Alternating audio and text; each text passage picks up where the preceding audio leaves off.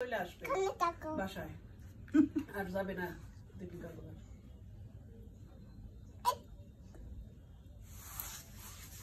তাই না ও বলে ডেইলি বলে যায় বাসায়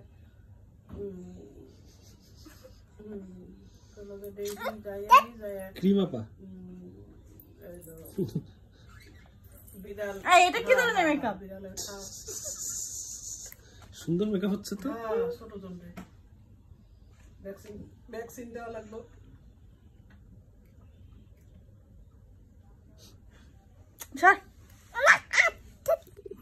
ব্লেন্ড করে দে এটা দিয়ে এরকম করে কত টাকা মেকআপ করতে নাও